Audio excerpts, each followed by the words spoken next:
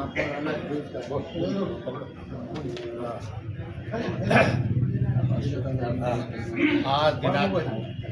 दिनांक 18/2/2026 रोजी जिल्हाधिकारी कार्यालयामध्ये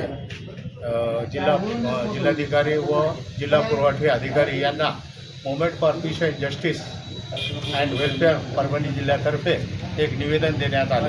त्या निवेदनामध्ये अशी मागणी करण्यात आली आहे की TPDS आणि NFSA म्हणजे राष्ट्रीय सुरक्षा खाद्य सुरक्षा कायद्याअंतर्गत जी उत्पन्न मर्यादा ठेवलेली आहे ती फारच जुनी आहे। ती म्हणजे 59,000 रुपये व 44,000 ठेवण्यात आलेली आहे, जी अत्यल्प आहे।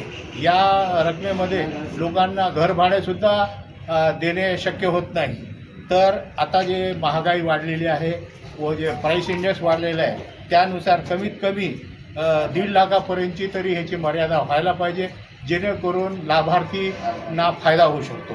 तसेच हे योजना कमी उत्पन्न मर्यादा ठेवल्यामुळे जवळपास 75,000 लाभार्थ्यांना खाद्य सुरक्षा कायद्या कव्हरेजच्या बाहेर ठेवण्यात आलेले।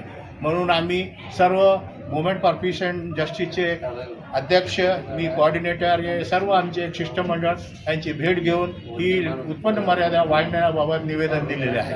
याबाबत सविस्तर शासन स्तरावर सुद्धा कारवाई चालू आहे। जय हिंद, जय महाराष्ट्र।